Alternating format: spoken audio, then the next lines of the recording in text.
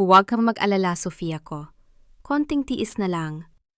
Walang kaalam-alam si Elena. Masyado siyang tanga para mapansin ang kahit na ano.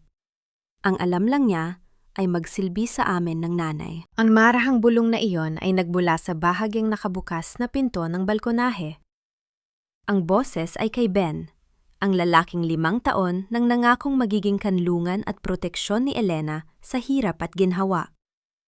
Ngunit ang bawat salitang lumabas sa kanyang bibig sa gabing iyon ay hindi nagtataglay ng init, kundi ng isang talamak na lason na dahan-dahang pumatay sa bawat pangarap na binuo ni Elena. Sa labas ng pinto, sa dilim ng maliit na pasilyo, nakapayo si Elena.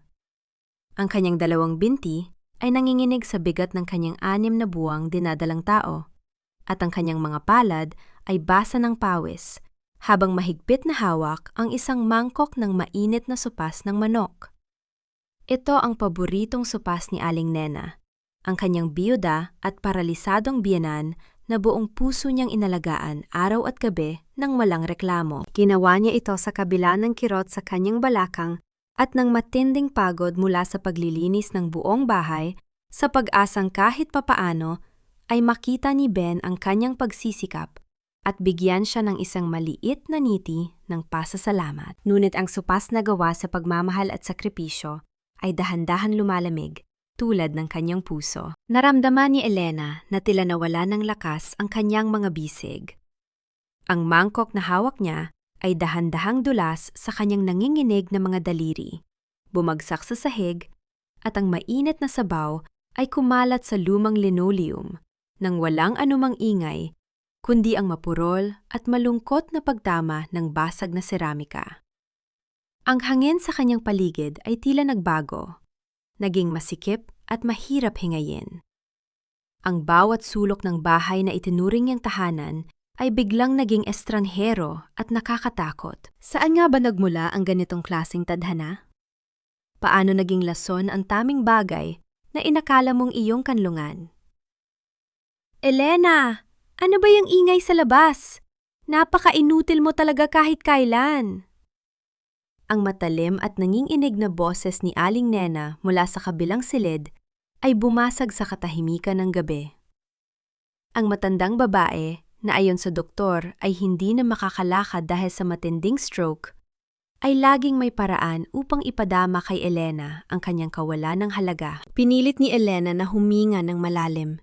Pinipigilan ang bawat patak ng luha na nagbabadyang umagos sa kanyang mga pisingi. Lumuhod siya sa basang sahig. Maingat na pinulot ang mga piraso ng basag na mangkok. Bawat tusok ng matalim na porselana sa kanyang daliri ay hindi naramdaman dahil sa mas matinding kirot sa loob ng kanyang dibdib. Pinunasan niya ang sahig gamit ang isang basahan bago tumayo upang ihanda ang gamot ng biyenan. Pagpasok niya sa silid ni Aling Nena, ang matanda ay nakaupo sa kanyang wheelchair. Ang muka ay nakasimangot at puno ng galit. Ang bagal mo talaga, Elena. Buntis ka pa lang, para ka ng lumpur yan. Paano na kung dumating ang sanggol? Magiging pabigat lang kayo kay Ben. Ang anak ko ay nagtatrabaho maghapon para buhayin ka. Tapos simpleng sopas lang, hindi mo pa maihanda ng maayos. Sabi ni Aling Nena. Ang kanyang mga mata ay nanlilisik habang tinuturo ang baso ng tubig sa lamesa. Patawad po, inay. Nadulas lang po ang mangkok. Mahinang sagot ni Elena. Ang kanyang boses ay walang emosyon, parang isang anino na sumusunod lamang sa utos. Huwag mo akong idahilan ang pagbubuntis mo. Noong panahon ko, kahit buntis ako, nagbubuhat ako ng timba ng tubig nang walang reklamo. Masyado kang spoiled. Pakiusapan mo si Ben na maghanap ng mas mahal na gamot para sa akin. Ang binibili mo ngayon ay walang lasa, walang talab. Patuloy ng matanda sa kanyang walang katapusang panunumbat. Inabot ni Elena ang gamot ng walang kibo. Alam niya ang katotohanan. Ang gamot na iniinom ni Aling Nena ay ang pinakamahal na brand na kaya nilang bilhin. Sa kabila ng katotohanang halos wala nang matira sa kanilang buwanang budget para sa kanyang sariling prenatal vitamins. Ngunit para sa kanyang biyenan, ang lahat ng ginagawa ni Elena ay laging kulang. Nang lumabas siya sa silid, Nakita niya si Ben na pababa ng hagdan. Ang kanyang buhok ay maayos at ang kanyang muka ay walang bakas ng pagod ng isang lalaking galing sa trabaho. Ngunit ang mas nakapagpabigat sa dibdib ni Elena ay ang amoy na sumunod sa bawat hakbang ng kanyang asawa. Isang matamis, mamahalin at banyagang amoy ng pabango ng babae. Isang pabango na kailanman ay hindi pag-aari ni Elena. Ben, gabi na. Saan ka galing? Mahinang tanong ni Elena. Ang kanyang mga mata ay nakatuon sa sahig, natatakot na makita ang kawalan ng katapatan sa mga mata ng asawa. Bumuntong hininga si Ben, ang kanyang boses ay puno ng pagkairita. Huwag mo nga akong simulan, Elena. Galing ako sa isang napakahabang business meeting.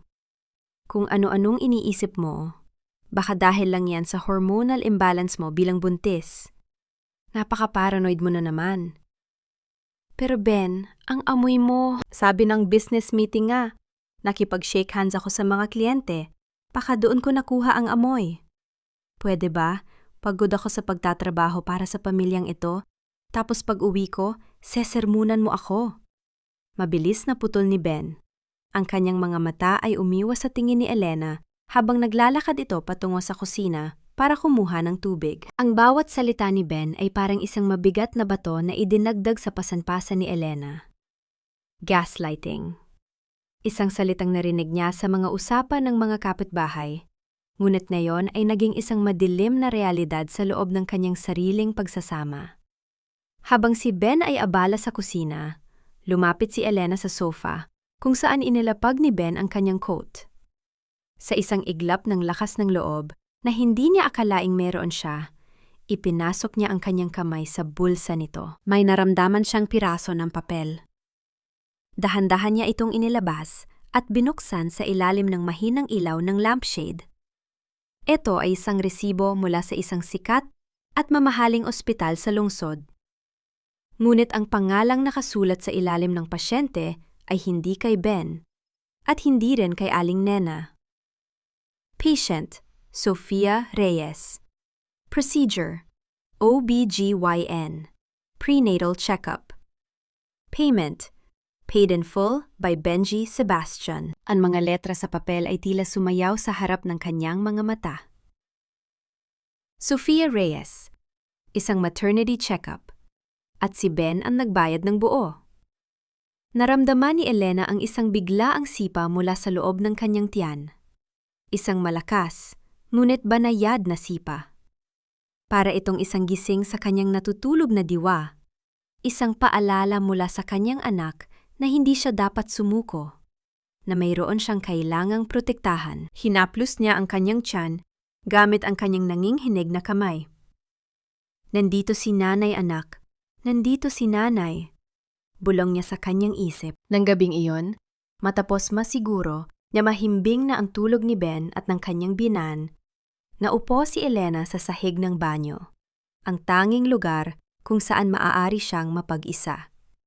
Kinuha niya ang kanyang lumang telpono at tinitigan ang numero na madalas mag-text kay Ben sa mga nakaraang linggo. Ang numerong lihim niyang kinopya mula sa cellphone ng kanyang asawa habang ito ay naliligo. Ang kanyang puso ay kumakabog ng napakabilis na tila lalabas sa kanyang dibdib. Nanginginig ang kanyang daliri habang pinindot ang tawag. Tumingin siya sa salamin ng banyo, nakita ang kanyang sariling mukha. Maputla, may maitim na bilog sa ilalim ng mga mata, at puno ng labis na pagod. Ngunit sa likod ng lahat ng iyon, may isang bagong apoy na nagsisimulang magningas. Ang apoy ng isang inang nagising sa katotohanan. Ang telepono ay tumunog ng ilang beses sa katahimikan ng gabi. Ang bawat tunog ay parang isang hakbang patungo sa isang bangin na walang balikan. Sa wakas, may sumagot sa kabilang linya. Ang boses ay malambing, inaantok, ngunit may kasamang kakaibang lambing. Hello? Ben? Mahal? Bakit ka napatawag ng ganitong oras? Ang boses sa kabilang linya ay tila isang malamig na buhos ng tubig sa gitna ng nagbabagang apoy.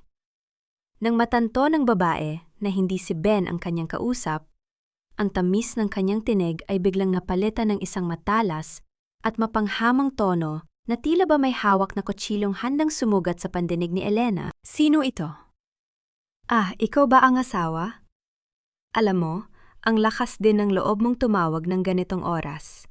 Kung sino ka man, huwag mo nang gambalain si Ben. Pinapatunayan mo lang kung bakit siya laging wala sa tabi mo. He deserves someone better. Someone who actually has class at hindi mukhang katulong na laging amoy kusina. Naputol ang linya. Ang tunog ng pagkaputol ng tawag ay tila isang nakakabinging hudyat ng katapusan sa loob ng tahimik na banyong iyon. Nanatiling nakaluhod si Elena sa malamig na tile. Ang kanyang mga daliri ay nakabaon sa gilid ng lababo hanggang sa mamuti ang kanyang mga kuko. Ang bawat salita ng babaeng iyon ay parang mga karayom na isa-isang itinusok sa kanyang puso, dahan-dahan at walang awang pinadadanak ang kanyang emosyonal na dugo. Sinasakal siya ng katahimikan. Ang tanging maririnig ay ang sarili niyang mabilis na paghinga at ang mahinang tibok ng kanyang puso na tila nakikipagkarera sa takot. Tumingin muli siya sa salamin. Ang babaeng nakikita niya ay hindi na ang masayahing Elena na puno ng pangarap noong sila ay bagong kasal pa lamang. Ang babaeng iyon ay dahan-dahang kinain ng mga taon ng pagsisilbi, ng pagtitiis, at ng bulag na pag-ibig na nauwi lamang sa pagtataksil. Naramdaman ni Elena ang isang pamilyar na bigat sa kanyang tiyan. Ang kanyang sanggol ay muling gumalaw, tila ba nagbibigay ng babala, o marahil ay isang paalala na sa gitna ng mundong puno ng kasinungalingan, may isang buhay na umaasa sa kanyang lakas. Doon, sa ilalim ng malamig na ilaw ng banyo, dahan-dahang nabuo ang isang matigas na kapasyahan sa kanyang isipan. Ang luha na kanina pa nagbabadyang umagos ay hindi na itinuloy ang pagbagsak. Pinunasan niya ang kanyang mukha at tumayo ng may bagong uri ng tindig. Isang tindig na hindi nabaluktot ng kahihiyan. Kinaumagahan, ang sikat ng araw na pumasok sa bintana ng kusina ay tila walang dalang init para kay Elena. Abala siya sa paghahanda ng almusal, ang bawat kilos niya ay mechanical at walang buhay. Inalapag niya ang plato ng plitong itlog at sinangag sa harap ni Ben na abala sa kanyang tablet. Tila walang nangyari kagabi. Elena, bakit ganito ang timpla ng kape mo? Masyadong matabang. Wala ka na ba talagang magawang tama? Reklamo ni Ben nang hindi man lang tumitingin sa asawa. Ang kanyang boses ay puno ng pamilyar na pangmamaliit na dati ay tinatanggap na lamang ni Elena nang nakayuko. Pasensya na, Ben. Marahil ay marami lang akong iniisip. Mahinang sagot ni Elena habang maingat na inilalagay ang pagkain sa tray para ihatid sa silid ni Aling Nena. Anong iisipin? Ang swerte mo na nga at nasa bahay ka lang habang ako ay nagpapakapagod sa labas. Puro ka reklamo. Dagdag pa ni Ben bago muling uminom ng kape. Hindi na sumagot si Elena. Tinahak niya ang pasilyo patungo sa silid ng kanyang biyenan. Nang pumasok siya, nadatna niya si Aling Nena na nakahiga. Ang kanyang mukha ay tila ba nagdurusa sa tindi ng sakit. Ngunit ang mga mata nito ay mabilis na bumaling sa dalang tray ni Elena. Napakabagal mo na namang bata ka. Gutom na ako. Akala mo ba ay madaling maging ganito ang kalagayan? Kung hindi dahil sa pag-aalaga ko kay Ben noong bata pa siya, hindi kayo magkakaroon ng ganitong buhay. Sabi ni Aling Nena habang pilit na inaabot ang kanyang baso, ang kanyang kamay ay tila nanginghinig ng husto. Heto na po ang pagkain ninyo, Inay, sabi ni Elena.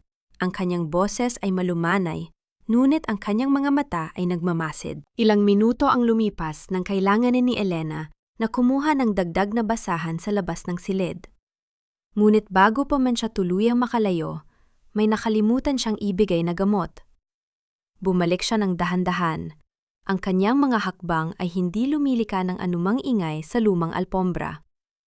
Sa pagbukas ng bahagya ng pinto, naniga si Elena sa kanyang kinatatayuan. Ang kanyang biyena na si Aling Nena, ang babaeng sinasabing paralisado ang ibabang bahagi ng katawan at hindi makatayo ng mag-isa, ay kasalukuyang nakatayo ng tuwid sa tabi ng kanyang kama. Ang kanyang mga binti na dati ay tila walang buhay ay matatag na nakatukod sa sahig. Kitang-kita ni Elena kung paanong mabilis na kinuha ng matanda ang isang supot ng mamahaling tinapay na nakatago sa ilalim ng kanyang unan at nagsimulang kumain ng mabilis. Ang kanyang mga kilos ay maliksi at malayo sa isang taong may stroke. Mas masahol pa rito, nakita ni Elena kung paano kinuha ni Aling Nena ang kanyang pitaka mula sa ilalim ng kama at mabilis na binilang ang mga pirang papel sa loob. Mga pirang alam ni Elena na galing sa sarili niyang ipon na sinasabi ni Ben na pambili ng mga gamot na kailangan ng matanda. Isang matinding pait ang gumapang sa lalamunan ni Elena. Ang lahat ng sakripisyo niya, ang pagbubuhat niya sa matanda, ang paglilinis niya ng dumi nito, ang pagtitiis niya sa bawat mura at lait, lahat ng iyon ay bahagi lamang ng isang malaki at madilim na palabas. Ang mag-inang pinag-alayan niya ng kanyang buhay ay parehong mga linta na dahan-dahang sumisimsim sa kanyang pagkatao. Dahan-dahang sumara ang pinto habang si Elena ay umatras. Ang kanyang likod ay sumandal sa pader ng pasilyo. Naramdaman niya ang isang kakaibang pakiramdam na lumalaganap sa kanyang buong katawan. Hindi ito ang dati niyang nararamdamang lungkot o panghihina. Ito ay isang malamig at matalim na kapangyarihan. Hindi siya nagsisigaw. Hindi siya nagbura. Sa halip, pumasok siya sa silid nila ni Ben at kinuha ang kanyang maliit na notebook kung saan nakatala ang lahat ng kanilang joint accounts at mga papeles ng kanilang maliit na lupa sa probinsya na minana niya sa kanyang mga magulang. Tinitigan niya ang kanyang ultrasound picture na nakadikit sa salamin ng kanyang tokador. Hindi kita hahayaang lumaki sa bahay na ito, anak. Bulong niya. Ang kanyang boses ay tila isang sumpa na binitiwan sa gitna ng hangin. Narinig niya ang pagbukas ng pinto ng banyo at ang paglabas ni Ben. Maya-maya pa ay pumasok ang asawa sa silid, nag-aayos ng kurbata at muling naghahanda para sa kanyang business meetings. Ben, tawag ni Elena. Ang kanyang boses ay kalmado na tila ba walang anumang bagyong nagaganap sa loob niya. Ano na naman? Inis na sagot ni Ben habang tinitingnan ang kanyang sarili sa salamin. May mga kailangan akong asikasuhin sa bangko bukas para sa savings natin. Kailangan ko ang pirma mo sa ilang dokumento para sa renewal ng joint account natin. Sabi mo ay kailangan nating masigurado ang future ng bata, 'di ba? Sandaling natigilan si Ben. Ang kanyang mga mata ay kumislap nang marinig ang salitang savings. Oo. Mabuti naman at naisip mo yan. Iwan mo na lang ang mga papel sa lamesa bukas. Pipirmahan ko bago ako umalis. Masyado akong busy para pumunta pa sa bangko. Isang maliit at mapait na ngiti ang sumilay sa mga labi ni Elena. Salamat, Ben. Malaking tulong ito. Nang makaalis si Ben, naupo si Elena sa gilid ng kama. Kinuha niya ang kanyang telpono at tinawagan ng kaisa-isang tao na alam niyang makakatulong sa kanya. Si Manang Rosa, ang kapitbahay na matagal na niyang hindi pinapansin dahil sa takot na baka may masabi itong masama tungkol sa kanyang asawa. Manang Rosa, kailangan ko po ng tulong ninyo. Gusto ko na pong lumayo, sabi ni Elena. Ang boses niya ay hindi na nanginginig. Ang katahimikan sa kabilang linya ay tumagal ng ilang segundo bago sumagot ang matanda. Matagal ko nang hinihintay ang tawag mong ito, Elena. Huwag kang mag-alala, tutulungan kita. Ngunit kailangan mong maging mabilis. Alam mo ba kung nasaan ang lahat ng titulo at pera? Opo, Manang. Bukas na bukas din ay magiging malaya na ako. Ngunit sa gitna ng kanilang pag-uusap, biglang narinig ni Elena ang isang mahinang kaluskos sa labas ng kanyang pinto. Ang tunog ng dahan-dahang pag-ikot ng doorknob ay nagpabilis muli sa kanyang kaba. Napatigil ang kanyang himina nang makita ang dahan-dahang pagbukas ng pinto. Doon, sa pagitan ng dilim at liwanag ng pasilyo, nakatayo si Aling Nena. Nakatayo ng matuwid, walang wheelchair, At may hawak na isang piraso ng papel na pamilyar kay Elena. Ito ang resibo mula sa ospital na nakuha ni Elena kagabi sa bulsa ni Ben. Ang mga mata ng matanda ay hindi na puno ng sakit, kundi ng isang talamak at nakakatakot na katalinuhan. Isang nakakalokong ngiti ang gumuhit sa mga labi ni Aling Nena habang tinitingnan ang kanyang kondood. Akala mo ba ay ikaw lang ang marunong maglihim, Elena? Huwag kang titingin sa akin na parang ako ang masama, Elena. Ginawa ko lang ang dapat gawin ng isang ina para sa kanyang anak. Ang boses ni Aling Nena ay hindi na ang malat at mahinang tinig ng isang may sakit. Ito ay matalas, puno ng pangkukutya, at may kasamang kakaibang lamig na tila dumaan sa gulugod ni Elena. Ang matandang babae ay nananatiling nakatayo sa tapat ng pinto. Ang kanyang anino ay humahaba sa sahig ng silid.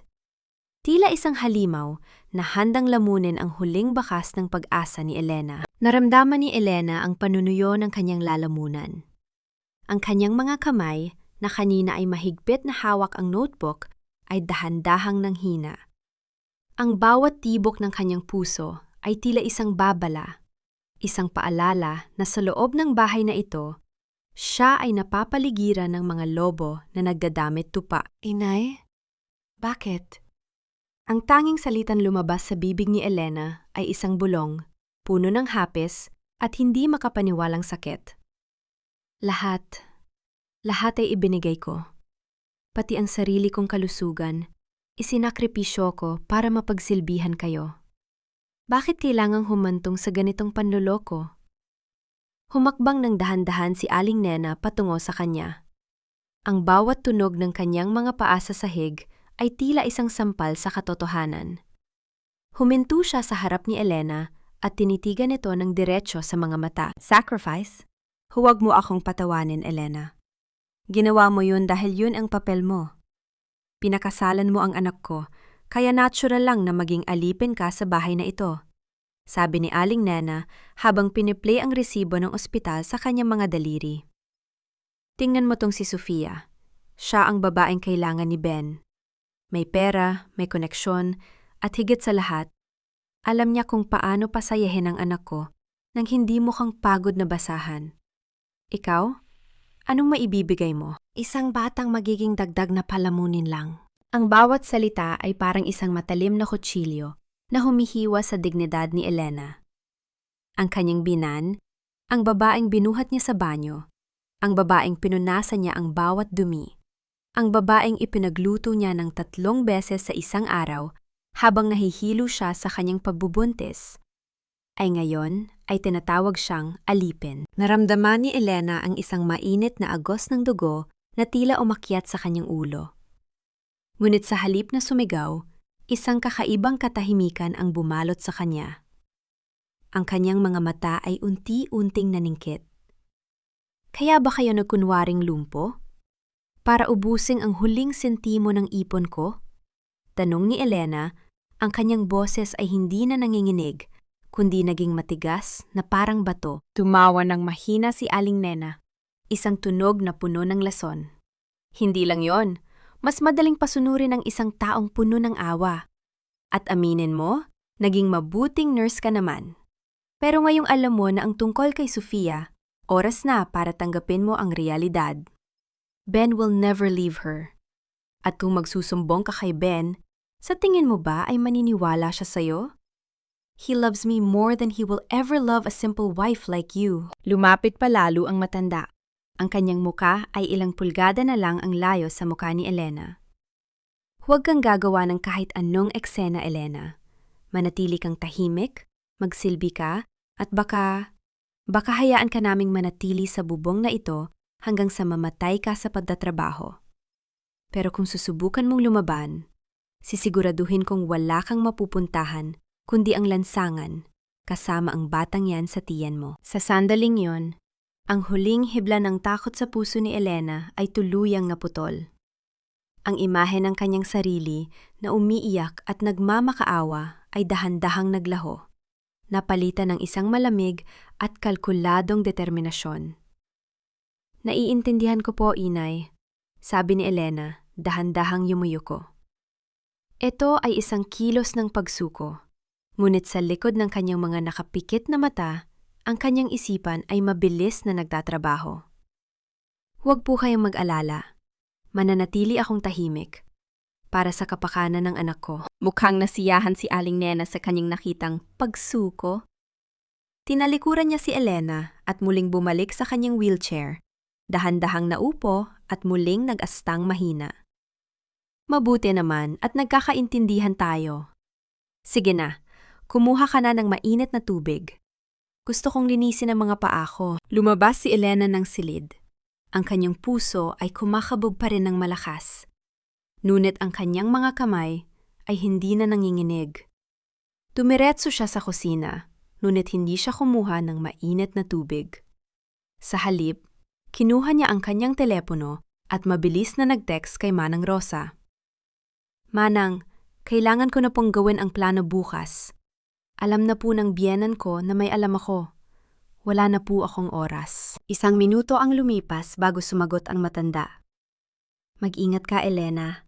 Huwag kang magpapakita ng anumang emosyon. Hihintayin kita sa kanto ng 6:00 ng umaga. Nang gabing iyon, hindi natulog si Elena.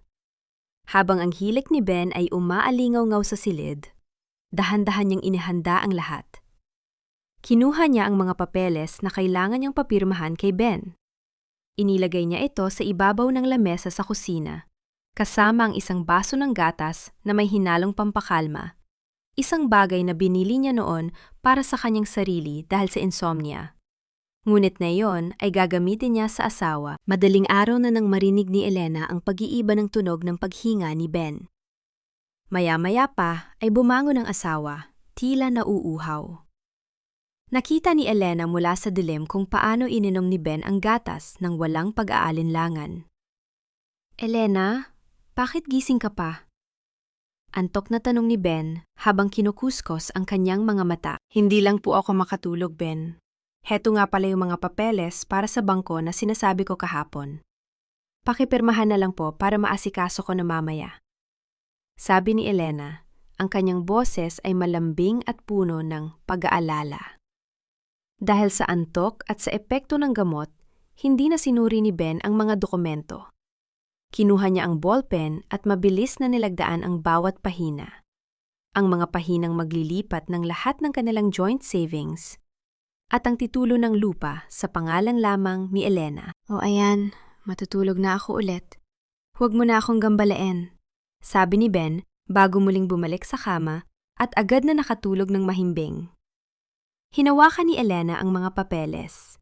Ang bawat pirma ay tila isang susi sa kanyang kulungan.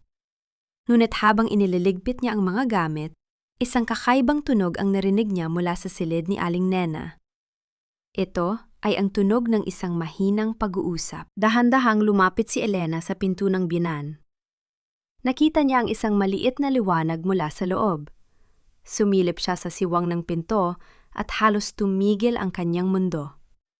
Si Aling Nena ay gising na gising, nakaupo sa kanyang kama at may kausap sa kanyang sariling cellphone. Oo, Sofia, huwag kang mag-alala.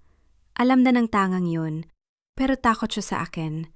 Bukas na bukas din, sisiguraduhin kong pipirma siya sa deed of sale ng bahay na to para mailipat sa pangalan ninyo ni Ben.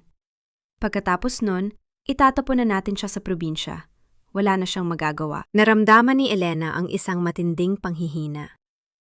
Ang bahay, ang tanging alaala ng kanyang mga magulang na itinayo niya kasama si Ben, ay plano nga palang nakawin ng kanyang biyenan para ibigay sa kabit ng kanyang asawa.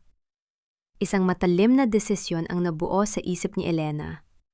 Hindi na siya maghihintay ng 6:00 ng umaga. Dahan-dahan siyang bumalik sa kusina, kinuha ang kanyang mga bag, at dahan-dahang binuksan ang pinto ng mansyon. Ngunit bago siya tuluyang makalabas, isang malamig na boses ang pumigil sa kanya mula sa dilim ng sala. Saan ka pupunta, Elena? Akala ko ba ay nagkakaintindihan na tayo? Nakatayo si Aling Nena sa gitna ng sala. Hawak ang isang mabigat na tungkod na hindi naman niya kailangan at ang kanyang mga mata ay nalilisik sa galit. Akala mo ba ay makakatakas ka ng ganoon kadali? Para kang basurang itinapon, Elena, at walang basurang nakakaalis ng mag-isa sa bahay na ito nang hindi ko pinahihintulutan. Ang boses ni Aling Nena ay tila isang latigo na humahampas sa katahimikan ng madaling araw. Nakatayo siya sa gitna ng sala. Ang kanyang anyo ay tila isang madilim na rebulto ng pot. Ang tungkod na hawak niya ay hindi na ginagamit bilang suporta, kundi bilang isang sandata na nakaturo sa dibdib ni Elena. Ang bawat salita ng matanda ay may kasamang pangkukutya, isang lason na nagnanais na paralisahin ang huling lakas na meron ang kanyang minugang. Naramdaman ni Elena ang panlalamig ng kanyang mga paa sa ibabaw ng sahig. Ang bigat ng kanyang dalang bag ay tila naging doble, humihila sa kanya pababa sa kailaliman ng kawalang pag-asa. Tiningnan niya ang pintuan na ilang hakbang na lamang ang layo, ang pintuan na simbolo ng kanyang kalayaan. Ngunit ang anino ni Aling Nena ay tila isang pader na hindi niya kayang lampasan. Ang kanyang hininga ay naging mababaw, at ang bawat tibok ng kanyang puso ay tila isang pagsusumamo para sa hangin. "Inay, sapat na po ang panulokong ito," sabi ni Elena. Ang kanyang boses ay tila isang marupok na sinulid na pilit na pinagkakabit ang kanyang huling dignidad. "Alam ko na ang lahat. Alam ko na ang tungkol sa inyo ni Ben, at alam ko na hindi kayo may sakit.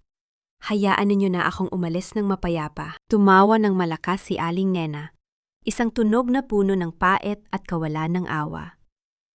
"Mapayapa? Walang kapayapaan para sa mga taong tulad mo, Elena. Akala mo ba ay papayagan kitang dalhin ang mga pirma ni Ben? Akala mo ba ay hahayaan kitang nakawin ang perang pinaghirapan ng anak ko para sa kanyang kinabukasan kasama si Sofia? Ibigay mo sa akin ang bag na yan, bago ko pagisingin si Ben at sabihing ninanakawan mo kami." Lumapit ang matanda, ang kanyang mga hakbang ay matatag at mabilis. Isang masakit na paalala ng lahat ng mga buwan na binuhat siya ni Elena, inalagaan at kinaawaan. Ang bawat hakbang nito ay tila isang pagyurap sa bawat sakripisyong ibinigay ni Elena. Naramdaman ni Elena ang isang matinding sipa mula sa kanyang sinapupunan. Isang sipa na tila nagsasabing, "Laban, nanay, huwag kang susuko." Ang hapdi sa kanyang puso ay biglang napalitan ng isang malamig na apoy. Itinaas niya ang kanyang paningin at tinitigan ng diretsyo ang nanlilisik na mga mata ni Aling Nena. "Gisingin ninyo siya, inay," hamon ni Elena. Ang kanyang boses ay naging matatag at malalim. "Gisingin ninyo si Ben. Gisingin ninyo siya para makita niya ang kanyang paralisadong ina na nakatayo rito at naglalakad ng walang hirap. Gisingin ninyo siya para malaman niya na ang perang sinasabi ninyong para sa kanya ay ginagamit ninyo para sa sarili ninyong bisyo." "Sige, inay, sumigaw kayo." Natigilan si Aling Nena. Ang kanyang mga labi ay nanginig sa galit, at ang hawak niyang tungkod ay bahagyang bumaba. Hindi niya inaasahan ang ganitong klaseng sagot mula sa dati ay sunod-sunurang si Elena. Ang katahimikan sa pagitan nila ay tila isang lubid na lalong humihigpit. "Napakawalang hiya mo talaga," bulong ni Aling Nena. Ang kanyang boses ay puno ng panggagalaiti. "Pagkatapos ng lahat ng itinulong namin sa'yo, ganito ang igaganti mo? Ikaw ang sumira sa pamilyang ito. Ikaw ang dahilan kung bakit hindi masaya ang anak ko." "Hindi po ako ang sumira sa pamilyang ito, inay. Kayo at ang inyong mga kasinungalingan," sagot ni Elena habang dahan-dahang humahakbang patungo sa pinto. Ang kanyang kamay ay nanginginig nang hawakan niya ang doorknob. "Ang perang kinuha ko ay ang perang pinaghirapan ko. Ang perang ninakaw ninyo sa akin sa pamamagitan ng pagpapanggap na may sakit kayo. Ngayon, huling pagkakataon na ito, tumabi kayo." Sa isang iglap, sinubukan ni Aling Nena na sunggaban ang bag ni Elena. Nagkaroon ng isang maikling pagtatalo sa dilim. Naramdaman ni Elena ang matigas na tungkod na tumama sa kanyang braso. Isang hapdi na nagpasinghap sa kanya. Ngunit sa gitna ng tensyon, ang pinto ng itaas na palapag ay bumukas ng may mahinang tunog. "Inay? Elena? Ano yung ingay na yan?" Ang boses ni Ben ay nagmula sa dilim ng hagdanan, puno ng antok at pagkalito. Ang takot ay muling gumapang sa balat ni Elena, ngunit alam niyang wala na siyang oras. Ginamit niya ang lahat ng kanyang lakas para itulak ang matanda palayo sa kanya. Sa kabutihang palad, si Aling Nena ay napaurong at napaupo sa sofa. Ang kanyang wheelchair na nasa tabi nito ay bahagyang nayanig sa pagtama ng kanyang katawan. Mabilis na binuksan ni Elena ang pinto. Ang malamig na hangin ng madaling araw ay sumalubong sa kanyang mukha, tila isang basbas ng kalayaan. Hindi na siya lumingon pa. Tumakbo siya palabas ng gate. Ang kanyang mga sapatos ay lumilikha ng mabilis na tunog sa semento ng kalsada. Ang bawat hakbang ay may kasamang dalangin na huwag siyang maabutan. Sa kanto ng kalsada, nakita niya ang isang familiar na van na nakaparada sa ilalim ng isang poste ng ilaw. Ang bintana ay bumaba at lumitaw ang mukha ni Manang Rosa, puno ng pag-aalala. "Elena, dito, bilis!" Tawag ng matanda. Halos itapon ni Elena ang kanyang sarili sa loob ng sasakyan. Nang maisara ang pinto, naramdaman niya ang mabilis na pag-arangkada ng van. Napasandal siya sa upuan.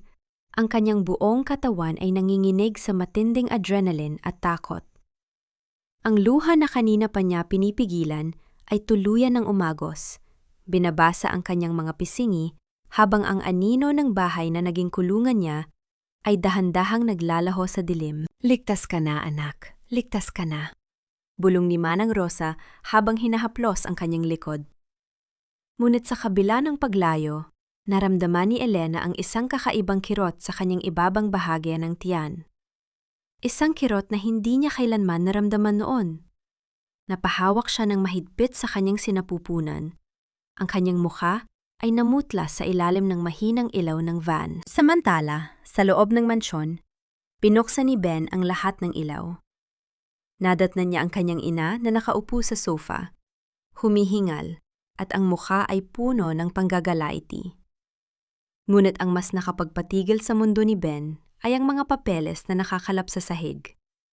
Mga papeles na may pamilya niyang pirma sa bawat pahina. Dahan-dahan niyang pinulot ang isa sa mga dokumento. Ang kanyang mga mata ay nanlaki nang mabasa ang nakasulat. Ang lahat ng kanyang bank accounts, ang lahat ng perang inilaan niya para sa hinaharap nila ni Sofia, at ang titulo ng lupang ipinagmamalaki niya. Lahat ay wala na sa kanyang pangalan. "Elena," bulong ni Ben. Ang kanyang boses ay nanginginig, sa pagitan ng galit at hindi makapaniwalang takot.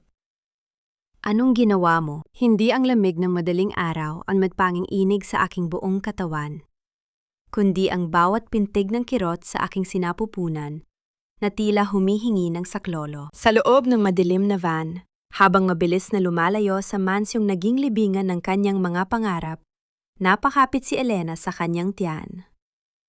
Ang bawat pag-alon ng sakit ay tila isang malupit na paalala na ang kalaya ang kanyang nakamit ay may kalakip na panganib.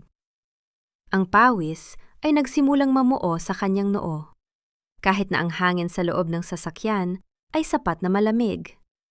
Ang kanyang mga labi ay nawalan ng kulay, at ang bawat hininga niya ay may kasamang panalangin na huwag siyang iwan ng kanyang anak sa gitna ng laban na ito. Tumingin si Manang Rosa sa kanya. Ang mga mata nito ay puno ng matinding pag-aalala. Hinawakan ng matanda ang nanginginig na kamay ni Elena, isang haplos na nagtataglay ng init ng isang tunay na ina. "Huminga ka ng malalim, Elena. Huwag kang magpapadala sa takot. Nandito na tayo. Malayo na tayo sa kanila." Ngunit sa isipan ni Elena, ang boses ni Aling Nena at ang mukha ni Ben ay tila mga aninong pilit siyang hinahabol. Ang sakit sa kanyang katawan ay hindi mapantayan ang hapdi sa kanyang kaluluwa nang maalala kung paano siya nilapastangan ng mga taong inalayan niya ng buhay. Isang dambuhalang katanungan ang umalingaw-ngaw sa kanyang isip. Magagawa ba niyang buuin ang kanyang sarili para sa anak na ito? O sadyang winasak na siya ng tuluyan ng mga taong kanyang minahal? Samantala, sa loob ng maliwanag na sala ng mansyon, ang katahimikan ay tila isang lason na dahan-dahang pumapatay kay Ben. Nakatayo siya sa gitna ng silid, Hawak ang mga papeles na nagpapatunay na ang lahat ng kanyang pinaghirapan, ang mga ari-ariang inakala niyang matibay na pundasyon ng kanyang buhay kasama si Sofia, ay wala na sa kanyang kontrol. Ang bawat pirma niya ay tila naging mga mansa ng dugo sa papel, isang matalim na biro ng tadhana. Anong nangyayari, Ben? Bakit mo hinayaang mangyari ito? Ang boses ni Aling Nena ay puno ng panggagalaiti, habang pilit itong tumatayo mula sa sofa, hindi na iniinda ang kanyang wheelchair. Ang bahay!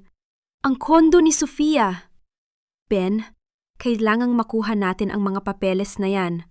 Habulin mo ang babaeng yan. Tumingin si Ben sa kanyang ina, at sa unang pagkakataon, hindi pagmamahal ang naramdaman niya, kundi isang matinding pagkasuklam. Dahil sa iyo, inay. Dahil sa mga plano mo. Kung hindi ka nagkunwari, kung hindi mo ako pinilit na itago ang lahat, baka hindi tayo humantong sa ganito. Ako pa ang may kasalanan. Ako na naging katuwang mo para makuha ang pera ng babaeng yan. Sumbat ni Aling Nena. Ang kanyang mukha ay naging pula sa galit. Napakawalang utang na loob mo. Pinalaki kita para maging matalino, hindi para maging talunan. Agad na kinuha ni Ben ang kanyang telepono at tinawagan ang numero ni Sofia. Ang kanyang puso ay kumakabog ng malakas. Tila ba ito ang huling pag-asang natitira sa kanya?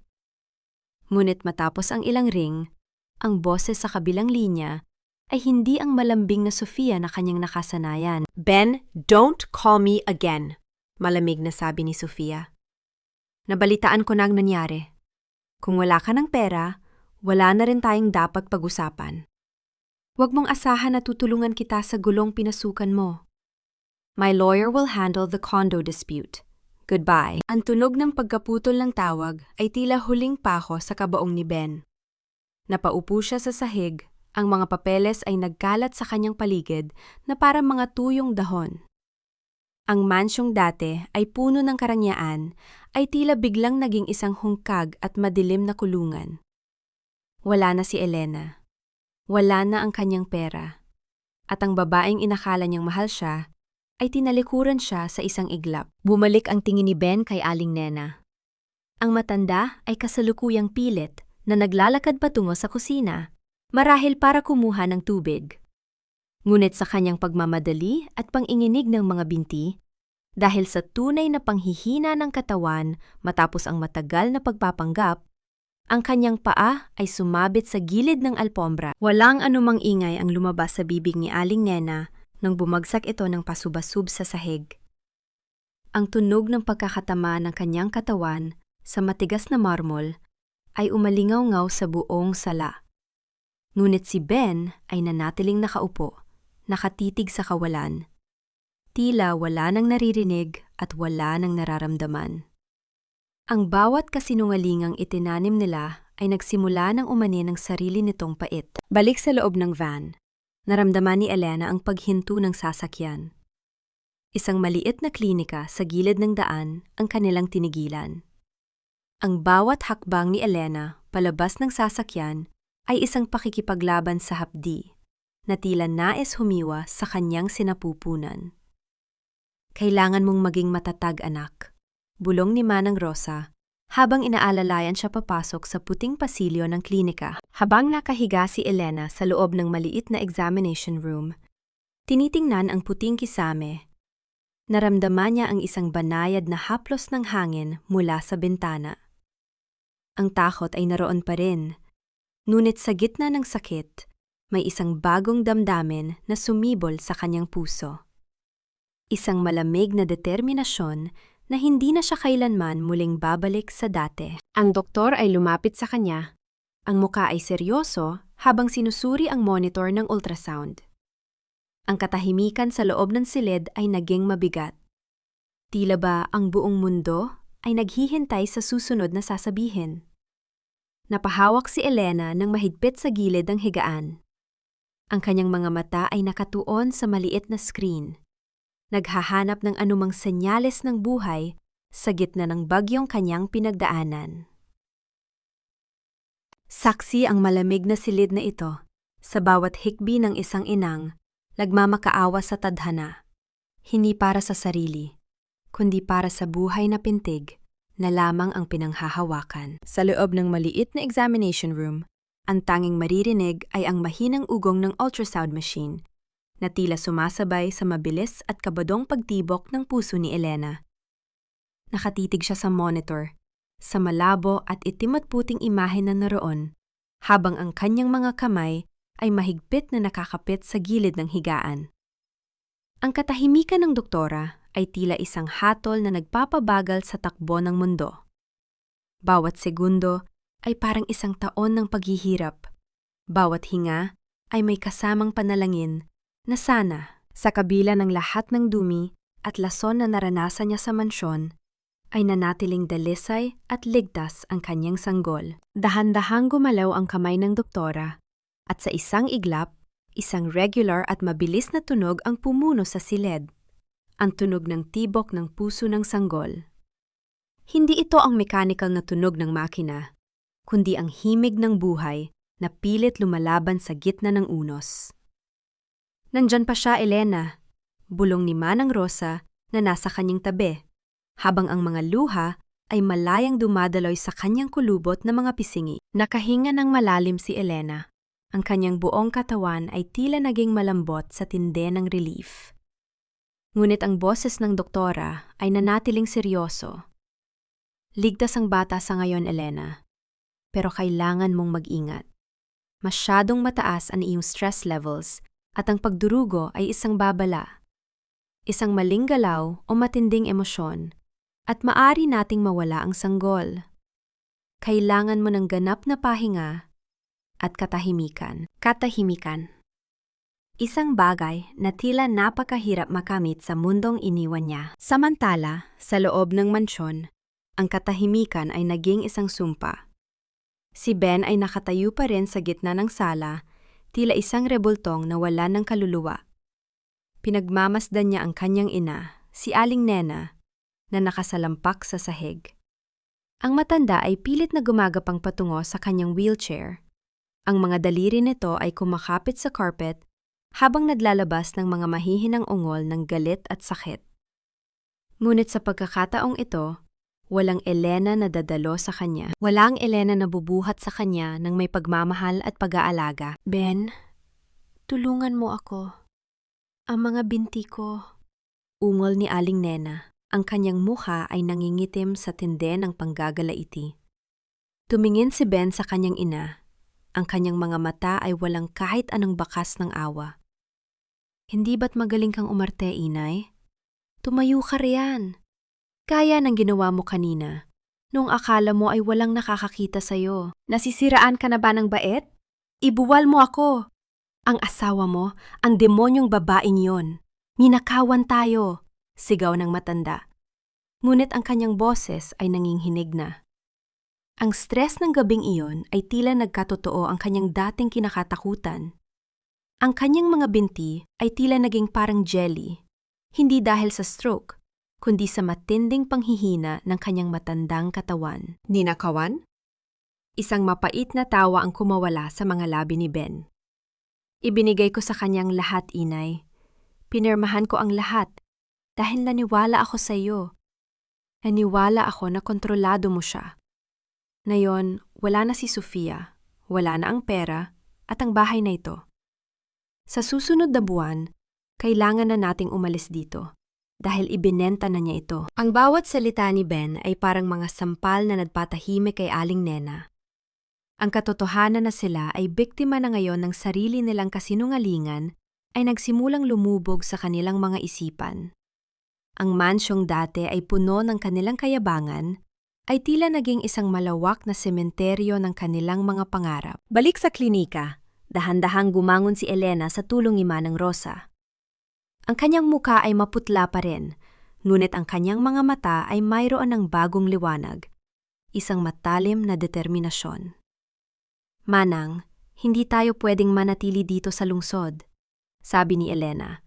Ang boses ay mahinahon, ngunit matatag. Hahanapin tayo ni Ben. At si Sofia, hindi papayag ang babaeng yon na mawala ang kondo ng ganoon lang.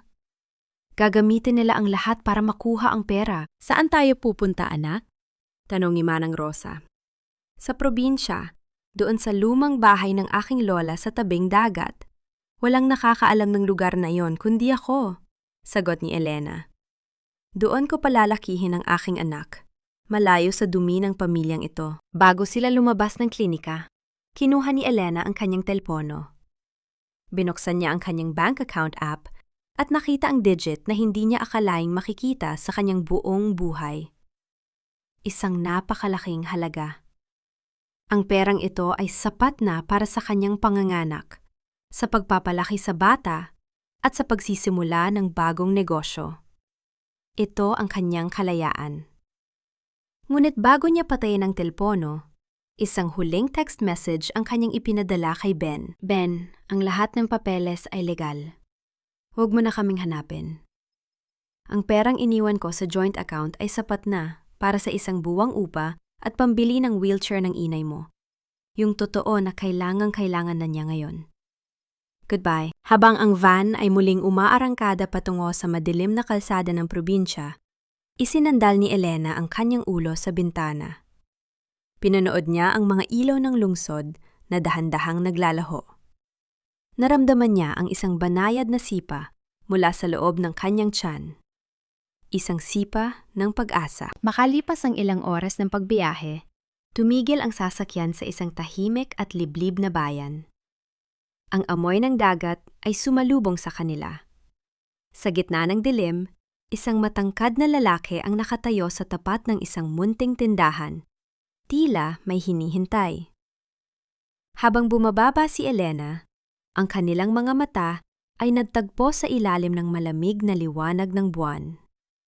Ang lalaking iyon, na may mga matang puno ng misteryo at kabaitan, ay dahan-dahang lumapit sa kanila. Kayo bang pinsan ni Manang Rosa? Tanong ng lalaki. Ang boses ay malalim at nagbibigay ng kakaibang kapanatagan. Napatigil si Elena. May kung anong pakiramdam sa boses ng lalaki na tila humahaplos sa kanyang mga sugat. Ngunit bago siya makasagot, isang pamilyar na boses ang sumigaw mula sa malayo, mula sa likuran ng kanilang sasakyan. Elena, huwag kang aalis! Isang sasakyan ang mabilis na huminto sa likuran nila, at ang pagbukas ng pinto nito ay nagdulot ng isang matinding kaba sa dibdib ni Elena. Hindi si Ben ang lumabas, kundi isang babaeng nakasuot ng mamahaling damit, ang muka ay puno ng puot at desperasyon. Si Sofia, isang malaking pagkakamali ang isipin mong makakatakas kadala ang pangarap na para sa akin, Elena. Kahit sa dulo ng mundo, hahabulin kita para bawiin ang bawat sentimong ninakaw mo sa hinaharap namin ni Ben. Ang boses ni Sofia ay tila isang matalas na hiwa ng patalim sa gitna ng payapang simoy ng dagat. Nakatayo siya sa tapat ng sasakyan.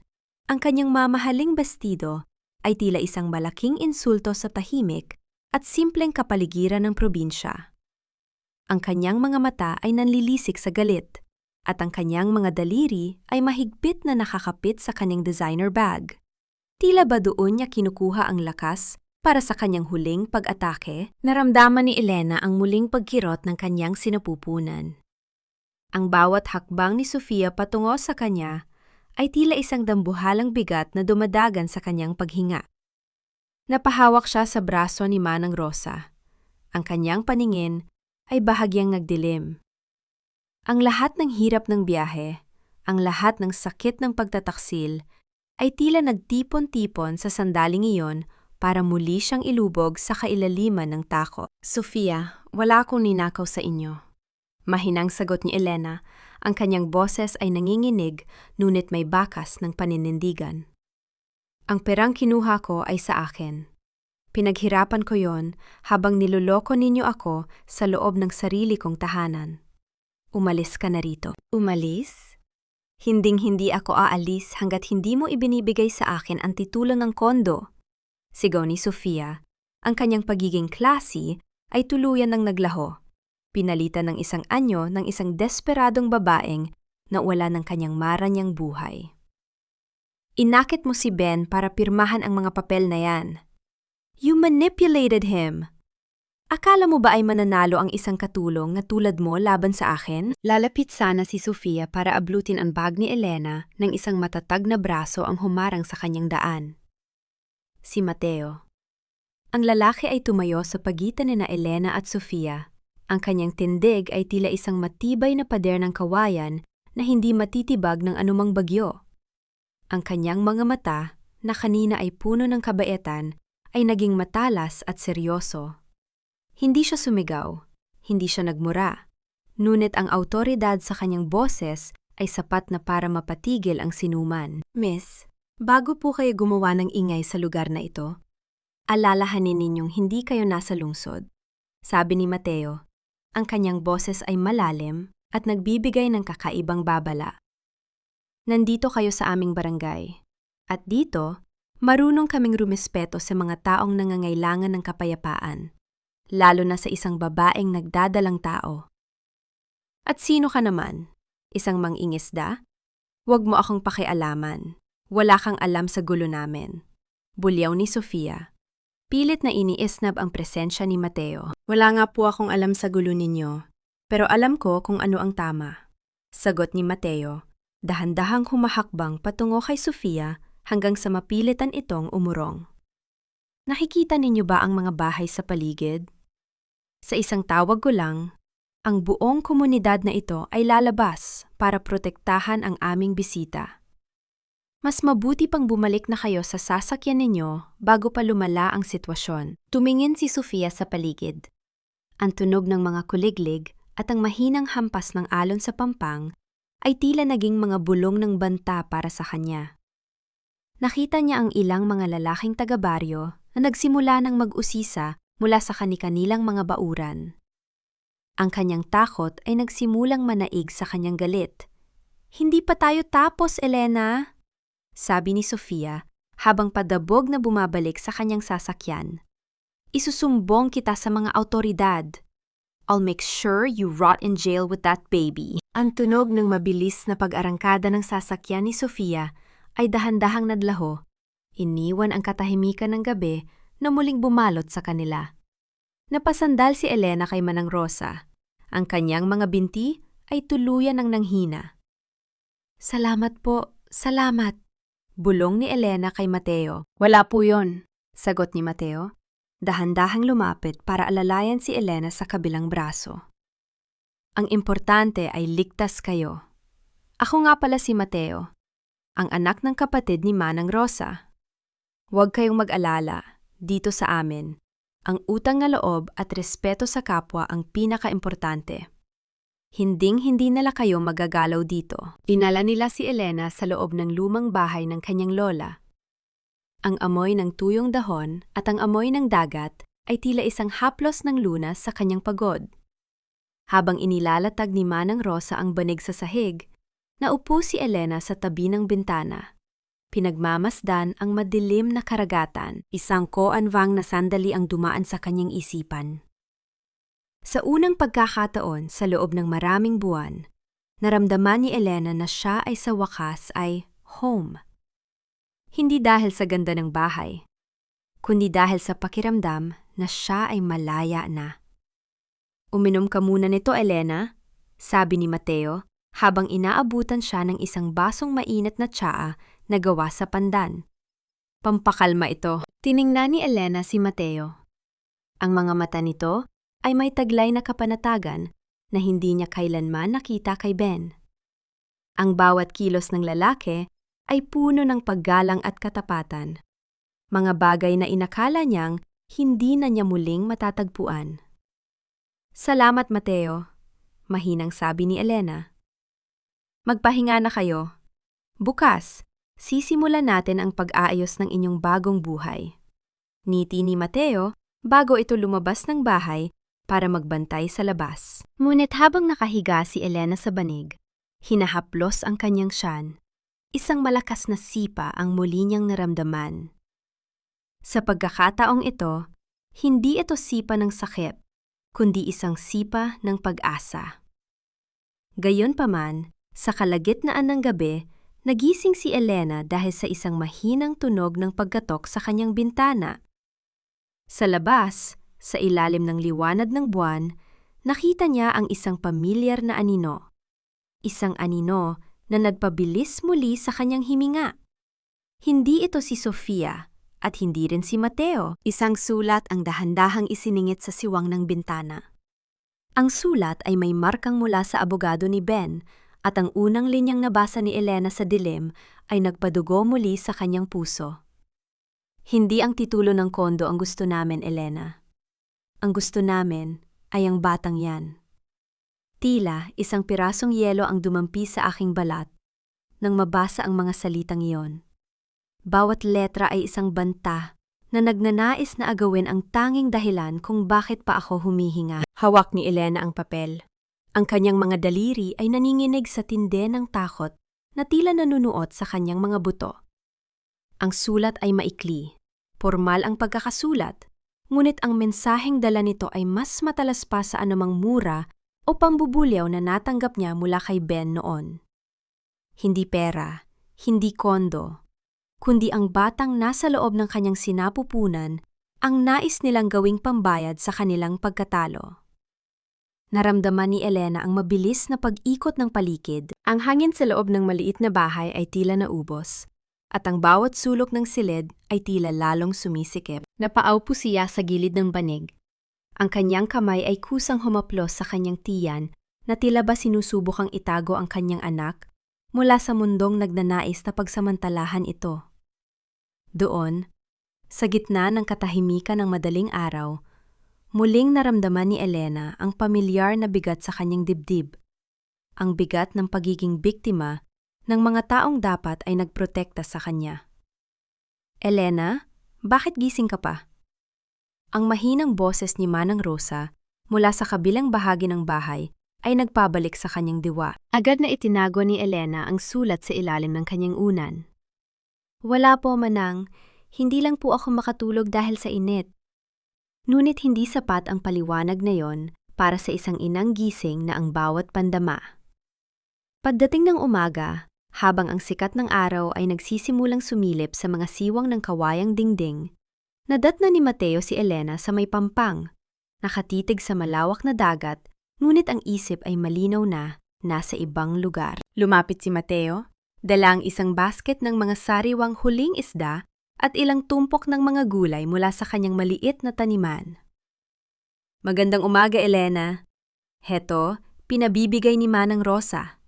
Kailangan mong kumain ng mabuti para sa bata. Tumingin si Elena kay Mateo. Ang lalaki ay nakasuot ng simpleng kamisyeta. May mga bakas ng alat ng dagat sa kanyang balat, ngunit ang kanyang mga mata ay nagtataglay ng isang uri ng katapatan na tila ba isang gamot sa sugatang puso ni Elena.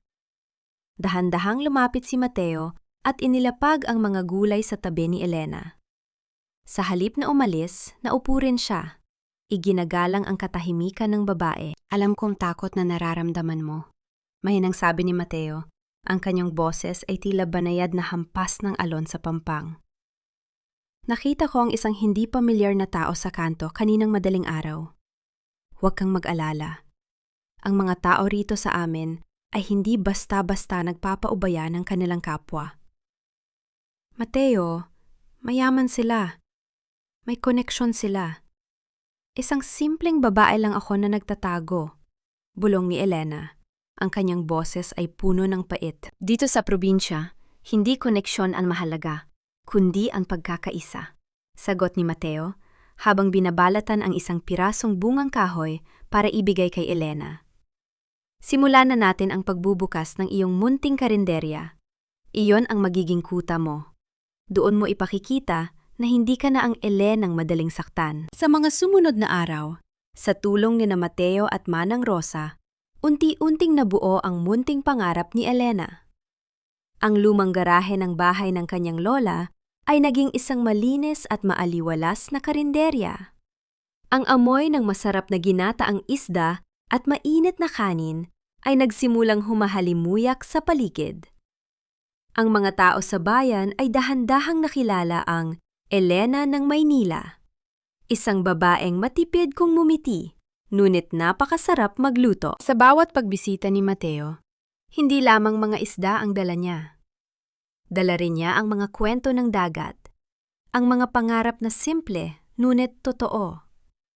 Isang golden moment ang nabuo nang minsan ay tulungan ni Mateo si Elena na mag-ayos ng mga mabibigat na sako ng bigas. Habang nagtatama ang kanilang mga balat, naramdaman ni Elena ang isang kuryente ng kapanatagan. Hindi ito ang uri ng init na nagpapalito sa kanya, kundi isang init na nagbibigay ng proteksyon. Samantala, malayo sa payapang Pampang, sa loob ng isang madilim at magulong apartment sa lungsod, ang buhay ni Ben at Aling Nena ay tila isang impyernong sila mismo ang gumawa. Ang lahat ng karangyaan ay naglaho. Nakaupo si Ben sa isang sulok, payat na payat, ang kanyang mukha ay puno ng balbas, at ang kanyang mga mata ay nakatitig sa kawalan. Ang mga bote ng alak ay nagkalat sa paligid. Si Aling Nena naman ay nakahiga sa isang lumang kama. Ang kanyang boses ay naging isang paos na hiyaw na lamang. Ben! Ang gamot ko!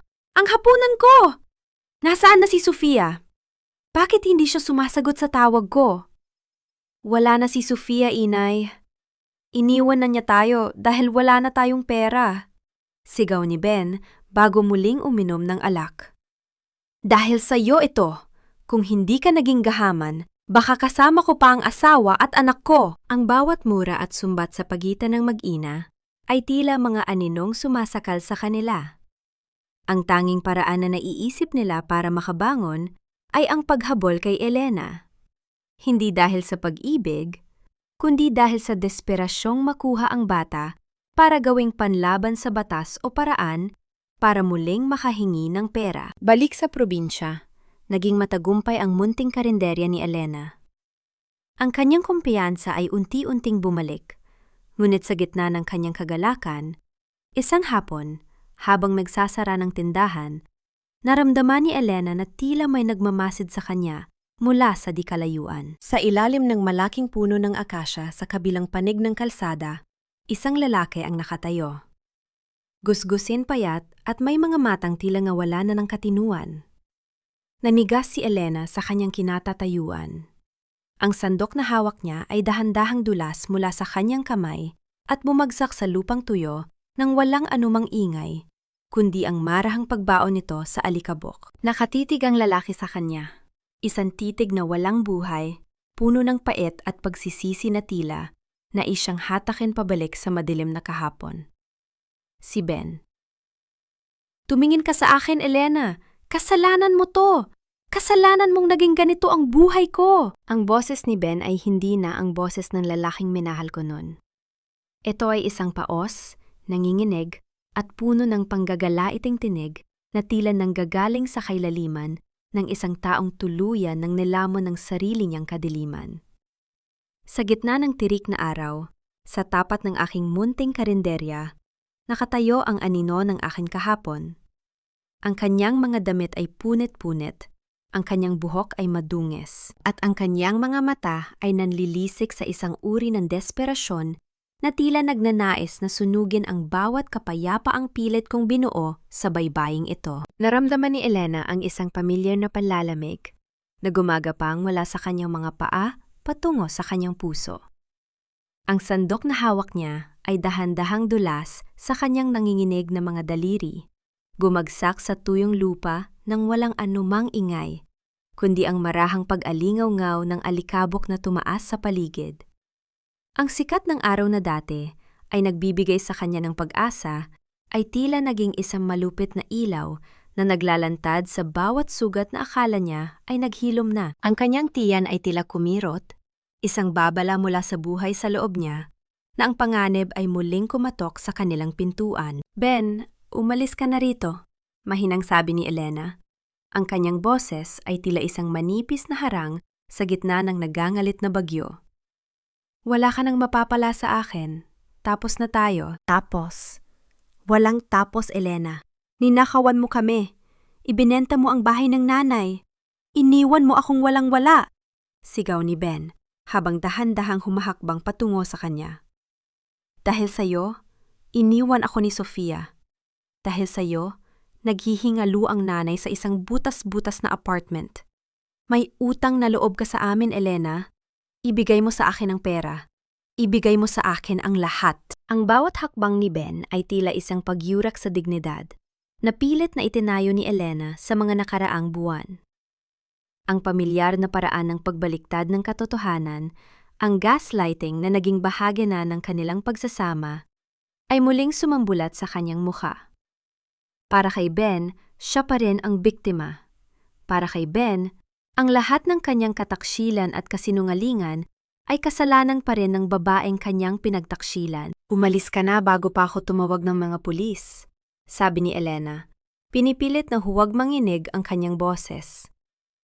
Lalapit pa sana si Ben para hawakan ang braso ni Elena nang isang matatag at malapad na anino ang biglang sumakop sa pagitan nila.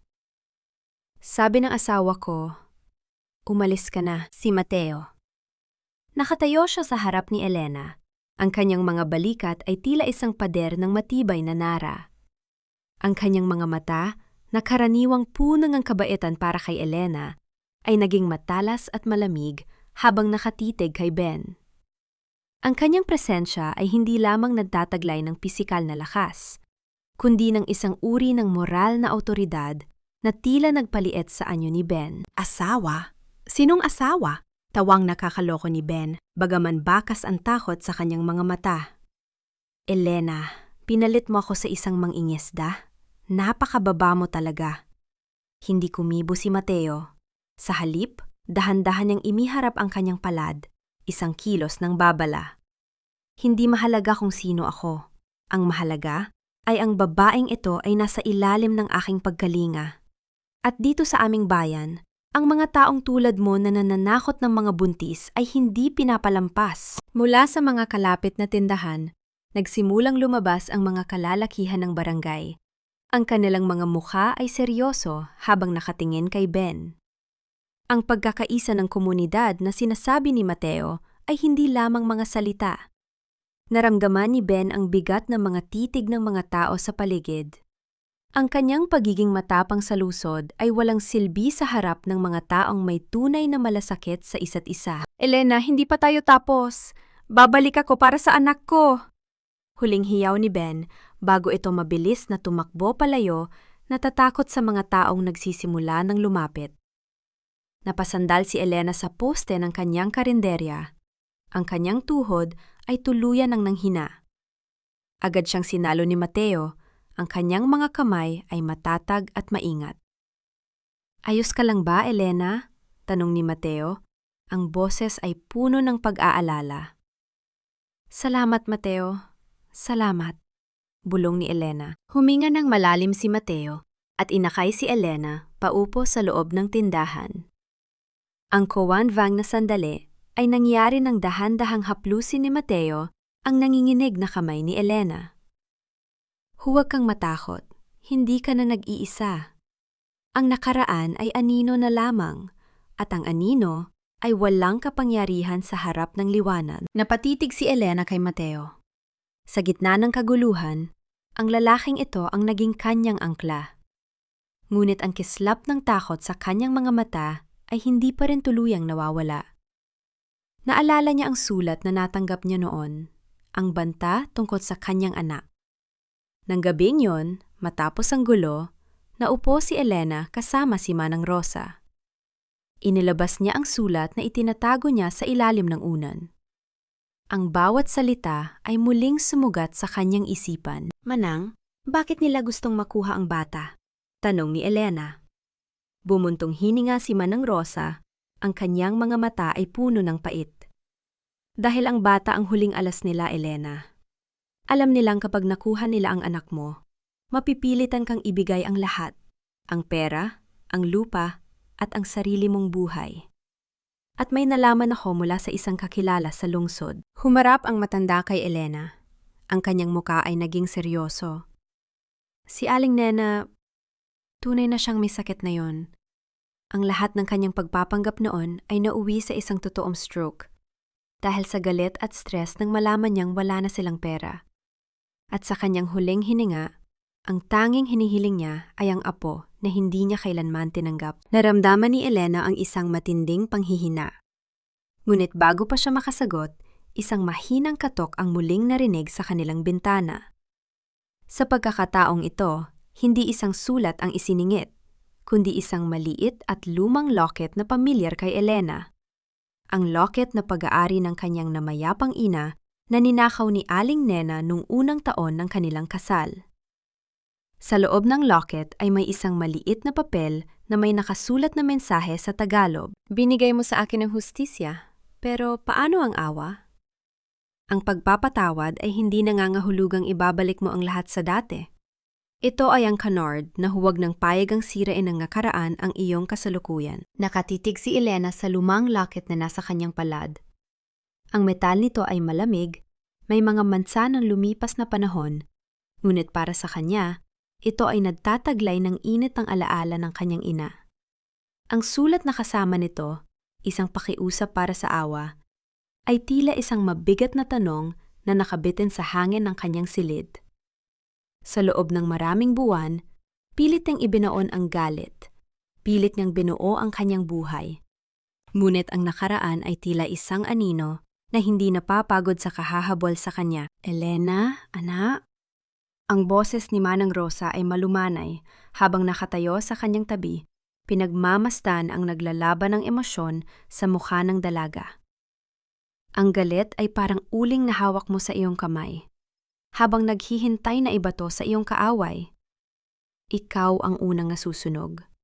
Hindi mo kailangang kalimutan ang kanilang ginawa, ngunit kailangan mong magpatawad para sa kapayapaan ng batang yan sa iyong sinapupunan. Naramdaman ni Elena ang banayad na sipa mula sa kanyang tiyan. Ang kanyang anak ay muling nagparamdam, tila sumasang-ayon sa mga salita ng matanda. Tumingin siya kay Mateo, na nakatayo sa may pinto. Ang mga mata nito ay puno ng tahimik na suporta. Walang salita, ngunit ang pagtango ni Mateo ay sapat na para bigyan si Elena ng dinalang dumi ng dusa upang harapin ang huling kabanata ng kanyang kahapon. Sasamahan kita, Elena, sabi ni Mateo. Ang kanyang boses ay nagtataglay ng kapangyarihang magpatahimik sa bawat bagyo sa kanyang isip. Ang pagbabalik sa lungsod ay parang pagpasok sa isang lumang panaginip na unti-unti nang naglalaho. Ang maingay na lansangan, ang mausok na hangin, at ang amoy ng mga basang kalsada ay malayo sa payapang tabing dagat na kanyang nakasanayan. Ngunit sa pagkakataong ito, hindi na nakayuko si Elena. Nakatayo siya ng tuwid. Ang kanyang kamay ay nakahawak sa kanyang tiyan, habang si Mateo ay naglalakad sa kanyang tabi tulad ng isang hindi matitinag na bantay. Nakarating sila sa isang luma at dilapidated na gusali sa gilid ng riles ng tren. Ang amoy ng amag at dumi ay sumalubong sa kanila habang tinatahak ang makitid na pasilyo patungo sa silid ni Aling Nena. Ang tunog ng mga tren sa di kalayuan ay tila isang malungkot na himig na sumasabay sa kanilang mga hakbang. Nang buksan ni Mateo ang pinto, ang eksyenang tumambad kay Elena ay halos magpapatigil sa kanyang puso. Nakahiga si Aling Nena sa isang manipis at maruming kutson. Ang matandang babaeng dati ay napaka-arogante, napaka-tsu ang ngoa, at laging nagdidikta ng buhay ng iba, ngayon ay isa na lamang anino ng kanyang sarili. Ang kanyang muka ay tabingi, ang kanyang mga kamay ay nanginghinig ng walang kontrol, at ang kanyang mga mata ay blanko, nakatitig sa kisame. Ang wheelchair na ginamit niya noon sa kanyang mga kasinungalingan ay nakatabi sa isang sulok, may makapal na alikabok at mga sapot ng gagamba. Wala si Ben. Ang silid ay amoy alak at panis na pagkain. Ito ang katapusan ng kanilang kasakiman. Isang buhay na walang pera, walang kaibigan, at walang dignidad. Nang maramdaman ni Aling Nena ang presensya ng mga tao, dahan-dahan niyang inilingon ang kanyang ulo. Nang magtagpo ang kanilang mga mata, ang mga luha ay mabilis na umagos mula sa mga mata ng matanda, binabasa ang kanyang kulubot na pisingi. Elena, anak. Ang kanyang boses ay halos isang bulong na lamang. Paos at hirap na hirap lumabas sa kanyang tabingang labi. Patawarin mo ako. Patawarin mo ako. Nananatialing nakatayo si Elena sa may pinto. Hindi siya lumapit at hindi rin niya hinawakan ang kamay ng matanda. Ang distansyang iyon ay ang kanyang proteksyon, ang kanyang hangganan. Pinagmasdan niya ang babaeng nagpahirap sa kanya, at sa halip na galit, ang naramdaman niya ay isang malalim at malamig na awa. Ang hiya na dati ay pilit na iniiwasan ni Aling Nena ay ngayon ay nakabalot sa buong pagkatao nito. "Inay," sabi ni Elena. Ang kanyang boses ay malinaw at walang galit. "Nandito ako hindi para maghigante. Nandito ako para ibalik ang locket ng aking ina at para sabihin sa inyo na napatawad ko na kayo. Napatawad ko na kayo, hindi dahil karapat-dapat kayo, kundi dahil ayaw kong lumaki ang anak ko na may dalang bigat ng galit ng kanyang ina." Nanginig ang buong katawan ni Aling Nena sa tindi ng pag-iyak.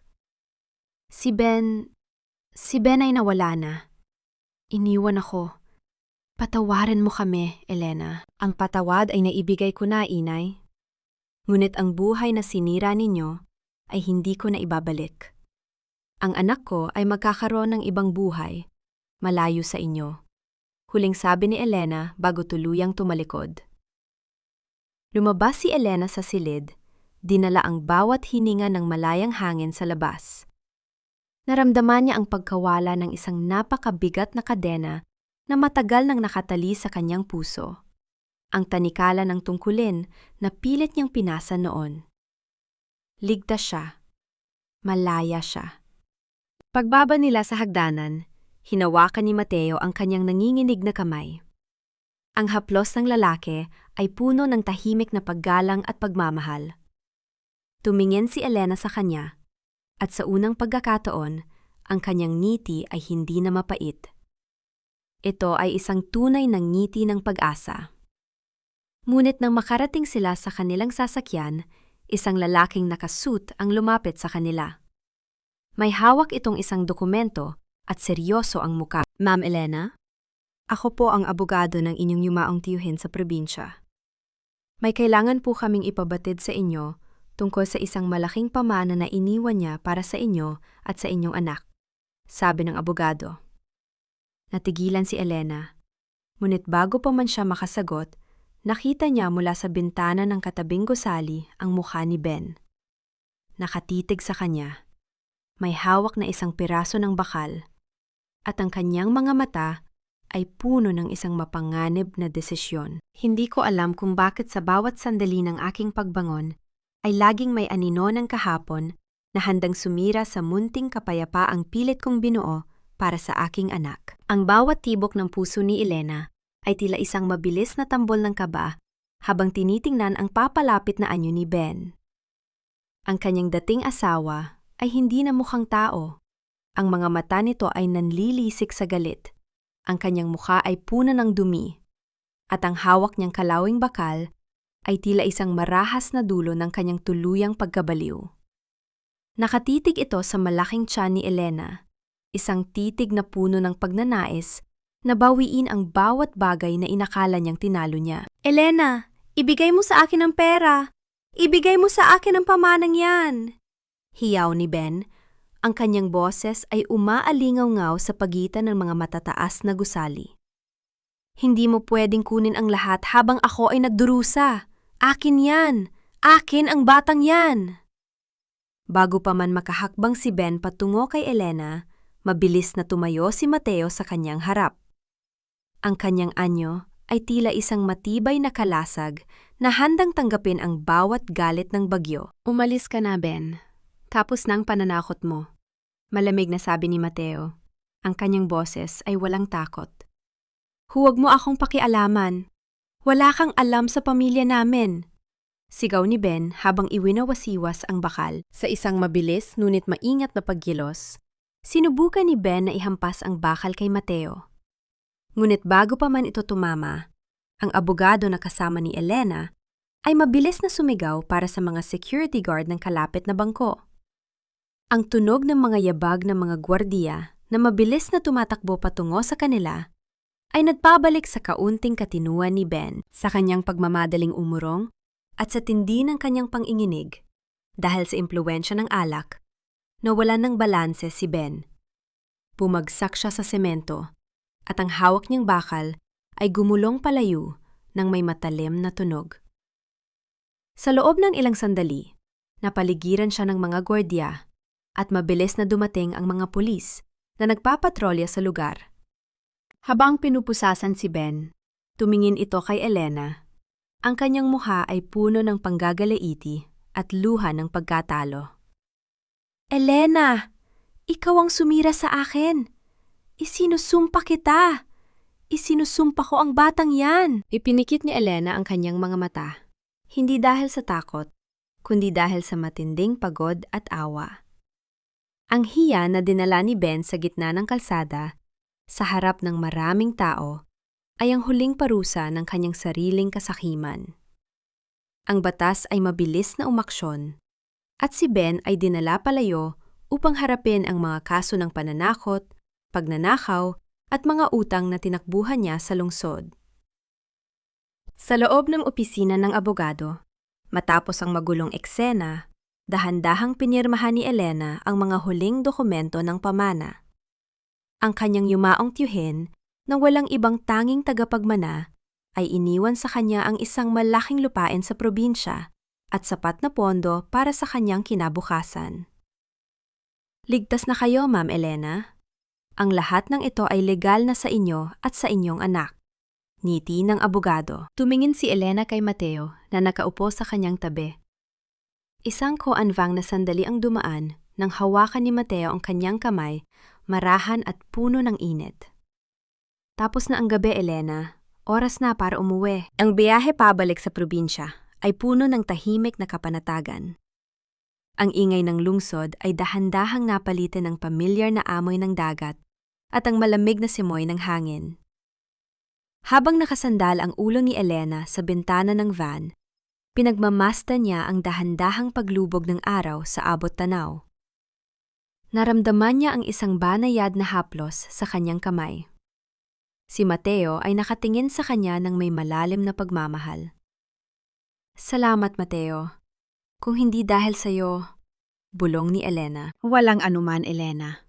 Ang protektahan ka ay hindi isang obligasyon, kundi isang desisyon ng aking puso. Sagot ni Mateo. Ang kanyang mga mata ay nagtataglay ng katapatan na matagal nang hinahanap ni Elena. Ngunit habang ang sasakyan ay dahan-dahang lumalapit sa kanilang munting karinderya sa tabing dagat, naramdaman ni Elena ang isang biglaang at matinding kirot sa kanyang ibabang bahagi ng tiyan. Isang basang pakiramdam ang sumunod, at ang kanyang muka ay biglang namutla sa ilalim ng dapit hapon. Napahawak siya ng mahigpit sa braso ni Mateo. Ang kanyang boses ay naputol sa tindi ng sakit. Mateo, ang bata! Mangangganak na ako! Ang bawat kirot ng panganganak ay tila isang paglilinis sa aking katawan mula sa mga dumi ng kahapon, isang matinding dusa na kailangang dadaanang muli upang isilang ang isang bagong bukas. Sa loob ng maliit na lying-in clinic sa probinsya, ang gabi ay napuno ng init ng pagpupursigi at ng mga mahihinang panalangin. Hawak-hawak ni Elena ang kamay ni Mateo. Ang kanyang mga daliri ay nakabaon sa palad ng lalaki sa bawat pag-atake ng matinding kirot. Hindi umalis si Mateo sa kanyang tabi. Ang kanyang mga mata ay nanatiling nakatuon kay Elena, puno ng isang uri ng katatagan at pag-aalaga na kailanman ay hindi niya naranasan kay Ben. Sa bawat paghinga ni Elena, naroon ang bulong ng suporta ni Mateo, isang matibay na angkla sa gitna ng kanyang pinakamahirap na laban. Nang marinig ang unang iyak ng kanyang anak, isang malakas, malusog at dalisay na tunog na pumuno sa buong silid. Naramdaman ni Elena na ang lahat ng kanyang pagod at sakit ay biglang naglaho.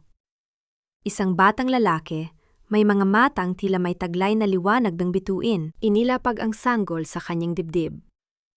Habang nakatitig sa kanyang anak, ang mga luha ni Elena ay malayang dumadaloy, binabasa ang kanyang mga pisingi. Ngunit hindi ito luha ng pait. Ito ay luha ng wagas na kagalakan at tagumpay. Tumingin si Mateo sa kanila, at sa dahan-dahang pagyuko nito para halikan ang noo ni Elena, nalaman nilang dalawa na ang kanilang mga buhay ay tuluyan ng nagbago. Lumipas ang ilang buwan. Ang munting karinderya ni Elena ay hindi na munti ngayon.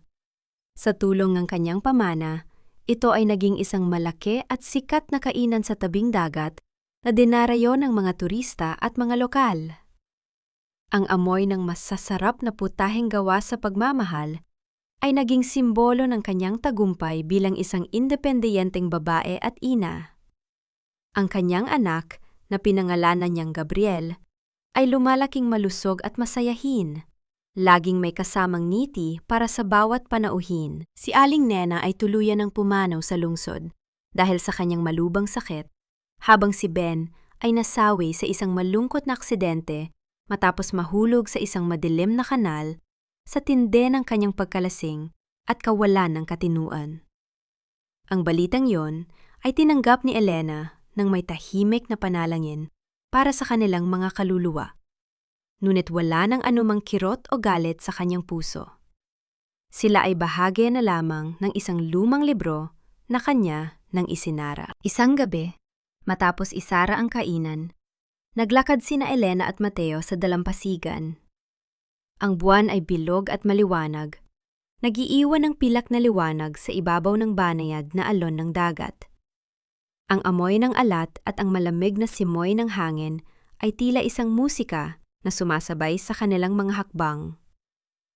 Si Gabriel ay mahimbing nang natutulog sa loob ng bahay sa ilalim ng pag-aalaga ni Manang Rosa.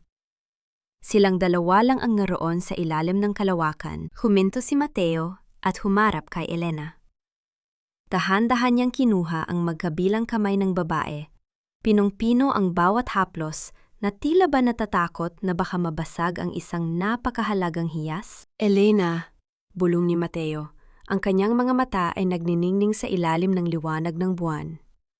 Alam kong marami kang pinagdaanan. Alam kong ang puso mo ay may mga sugat na matagal bago tuluyang maghilom. Ngunit gusto kong malaman mo na handa akong maghintay. Handa akong maging proteksyon mo at ni Gabriel habang buhay. Mahal kita, Elena.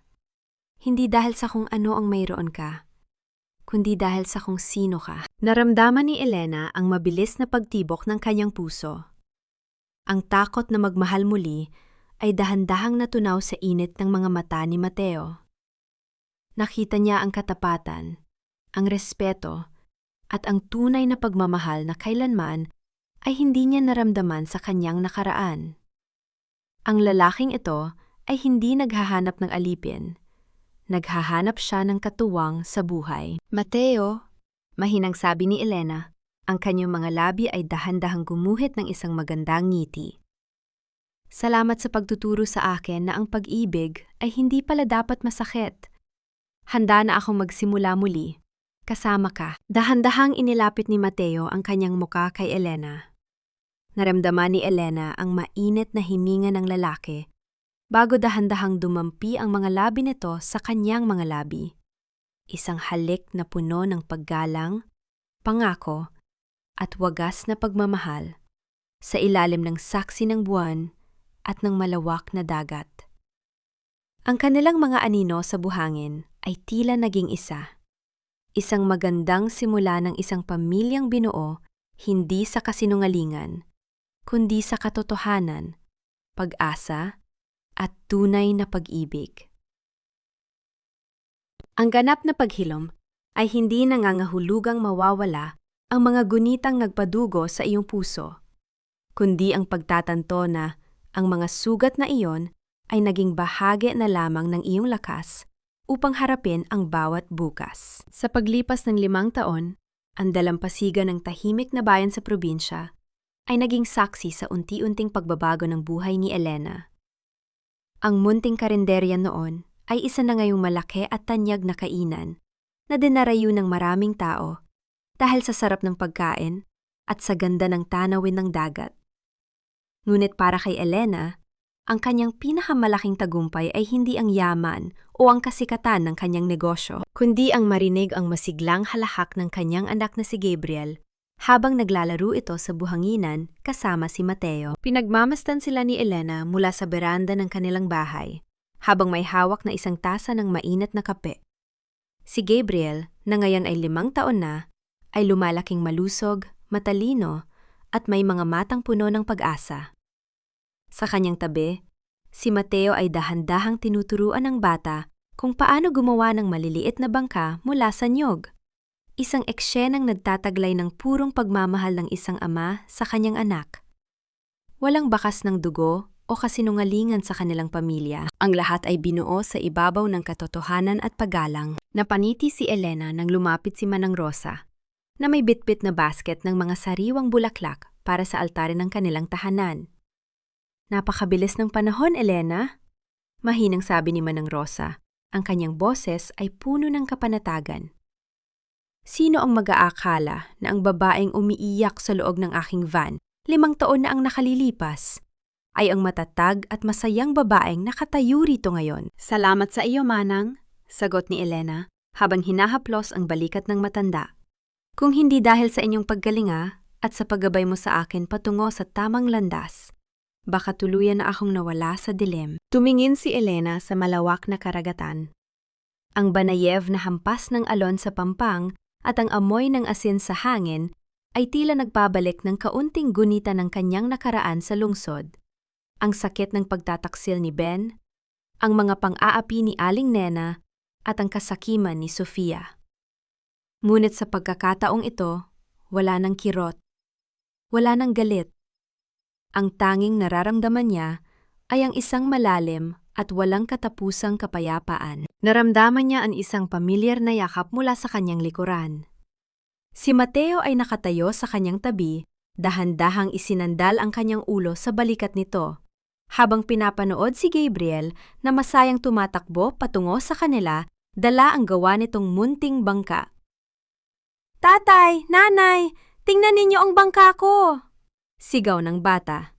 Ang kanyang maliliit na paa ay mabilis na humahakbang sa buhangin. Lumuhod si Mateo at sinalo ang bata. Binuhat ito ng may malakas na tawa. "Napakaganda, Gabriel. Gaya ng iyong nanay, matatag ang bangkang ito." Hinalika ni Mateo si Elena sa pisingi. Isang simpleng kutsi ng pagmamahal na nagpatibok ng may lubos na pasasalamat sa puso ni Elena. Doon, sa piling ng kanyang pamilya, natagpuan ni Elena ang tunay na kahulugan ng kanyang pagkatao. Ang kanyang halaga ay hindi itinadhana ng mga taong nagtaksil sa kanya, kundi ng kanyang sariling lakas na bumangon, magpatawad, at lumikha ng isang bagong bukas.